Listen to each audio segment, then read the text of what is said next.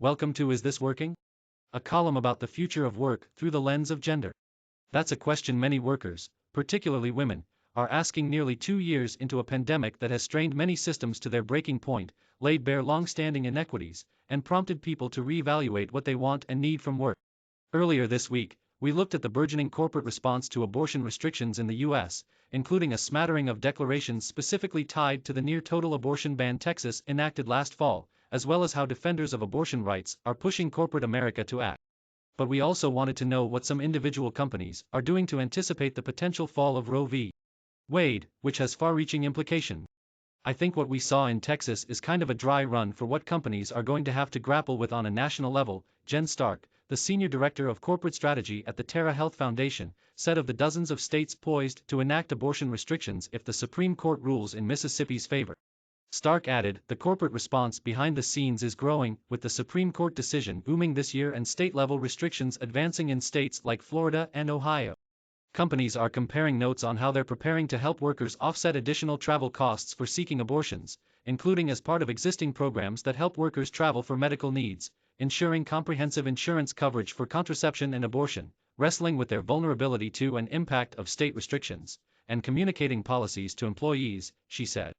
More companies have also reached out to RIA Ventures, a nonprofit that makes direct investments through its venture fund in companies innovating in reproductive and maternal health and receives funding from the Terra Health Foundation, in recent weeks to learn about implementing policies to mitigate the impacts of abortion restrictions, according to Shelley Alpern, RIA's Director of Corporate Engagement. We are preparing correspondence from investors to lawmakers in several states that will be considering extreme abortion ban bills, and we will send an investor letter to companies in those states, Alpern added. To learn more about what business leaders are thinking as they await the Supreme Court's ruling, we spoke with 2 companies and one ESG-focused investment firm that signed on to the Don't Ban Equality in Texas campaign. Here's what they said. Yelp, we take action against abortion bans. Yelp YELP, -1.33% had previously been active on social issues including gender-neutral bathrooms, gun reform and the Bay Area's housing crisis. In addition to backing the Don't Ban Equality campaigns in 2021 and 2019, Yelp's foundation double-matched employee donations in September and October to select abortion rights organizations fighting the legal battle against Texas's SB 8 and similar laws, as well as to groups providing on-the-ground reproductive health services and financial support in Texas. Yelp's employees care about reproductive health care, and they care about us caring about it, Yelp Chief Diversity Officer Miriam Oren told MarketWatch. Fundamentally, it comes down to workplace equality, she said. If women don't have the ability to decide whether or when they want to have children, it impedes their progress in basically every other area. Yelp has a large megaphone, Warren added. When we speak out, it can move other companies to speak out, and we're encouraged to see that more corporate voices are speaking up to say bans on abortion are not okay and violate women's individual freedoms. After CEO Jeremy Stoppelman saw a 2018 Last Week Tonight episode on crisis pregnancy centers, which tend to offer pregnancy tests and resources but work to persuade people against seeking abortions, Yelp's user operations team combed through more than 2,000 businesses and clinics and recategorized them accordingly to ensure such centers didn't appear in search results for users looking for abortion services. This, Warren said, was a matter of making sure information on the platform is correct so that users can decide how to spend their money and time. Yelp wants to continue supporting organizations fighting the legal battle on the national stage as an increasing number of states weigh restrictive abortion laws, Warren said. Now that we are a remote-first and distributed workforce, we have people all over the country, she said, including about 100 employees in Texas. For us, funding action at the national level continues to be important because we want women to be able to access reproductive health care no matter where they live. Meanwhile, a search of public campaign finance records turned up a new dimension to Yelp's vocal support for reproductive rights. Mixed in with donations to many politicians who support abortion rights was Stoppelman's $2,700 donation in 2018 to the U.S. Senate campaign of now Sen. Josh Hawley of Missouri, a longtime opponent of abortion rights and Roe v. Wade, and various donations in 2015 and 2016 to the campaign committee of Senator Mike Lee of Utah, who also has a record of voting for anti-abortion legislation.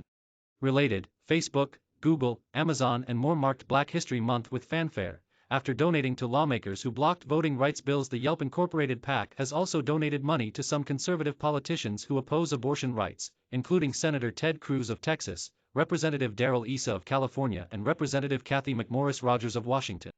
Asked for comment on these donations, a Yelp spokesperson provided this statement: We take action against abortion bans that violate women's individual freedoms in a number of ways, including using our voice to call out these inequities, making sure that when people visit our platform they can find the trusted information they need about the services they are looking for, and donations to organizations that are fighting the legal battle against abortion bans, as well as those that provide reproductive health services and financial support to underserved women. The company's limited and bipartisan government relations effort is focused on advocating for antitrust policies that rein in big tech, which we believe is good for society. It's becoming increasingly difficult for companies to stay on the sidelines on these kinds of issues. Chris Miller, Ben Jerry's head of global activism strategy. Ben Jerry's, we align our business as best we can with our values. Ben Jerry's, a Unilever UL plus 1.01% subsidiary since 2000, has long taken progressive social stances and calls itself a values-led business. For example, the company said last year it would stop selling ice cream in Israeli-occupied Palestinian territories because doing so was inconsistent with values. But while the company condemned Texas's SB 8 in September, co-founders Ben Cohen and Jerry Greenfield, who no longer have operational control of the company, faced questions from Axios a month later about why they were still selling ice cream in Texas. By that reasoning, we should not sell any ice cream anywhere. I've got issues with what's being done in almost every state and country, Cohen said. Greenfield added that what Israel is doing is considered illegal by international law. Chris Miller, the company's head of global activism strategy, told MarketWatch that the situation in Texas was very different from the situation in the occupied territories. We take stands and we align our business as best we can with our values, he said. We don't have just one tool in our toolbox, which is to say, if we don't like something, we're going to stop selling ice cream.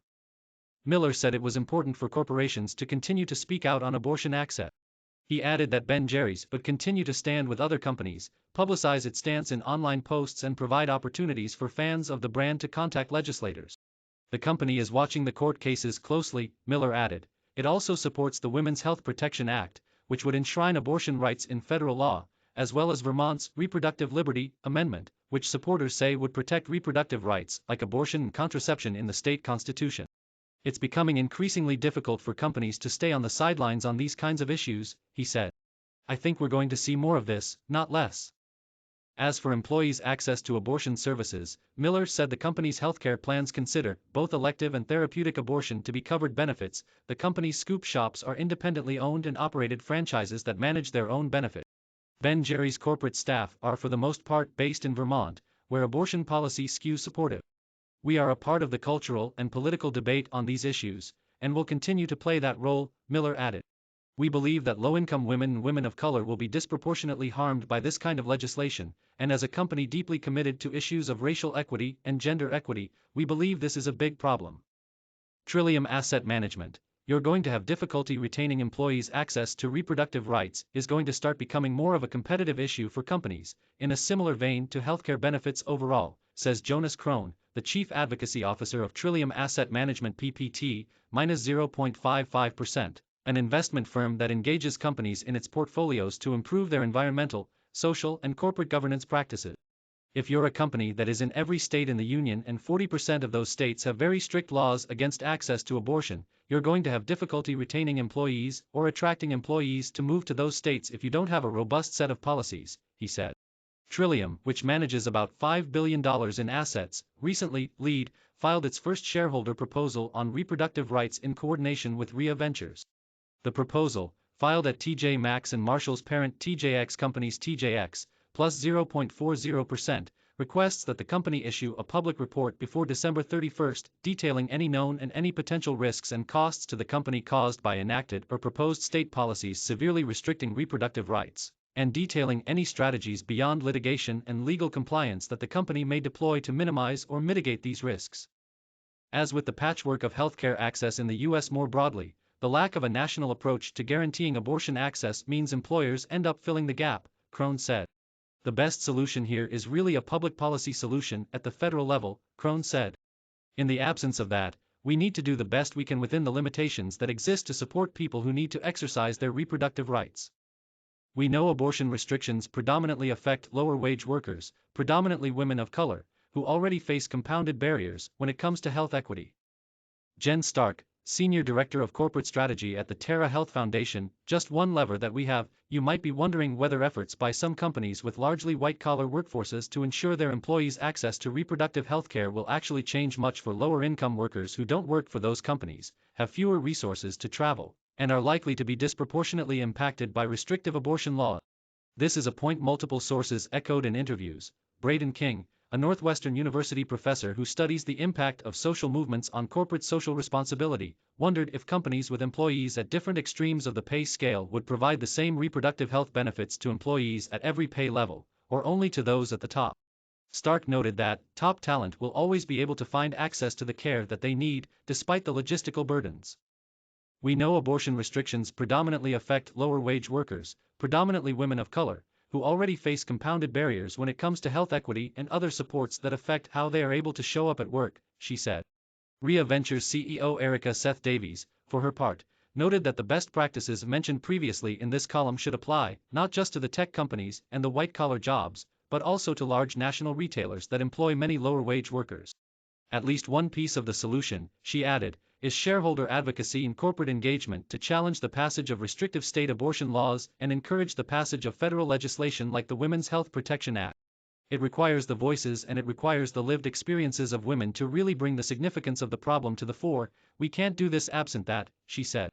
This is just one lever that we have at Rhea Ventures, and a tool that we believe can be helpful in that effort.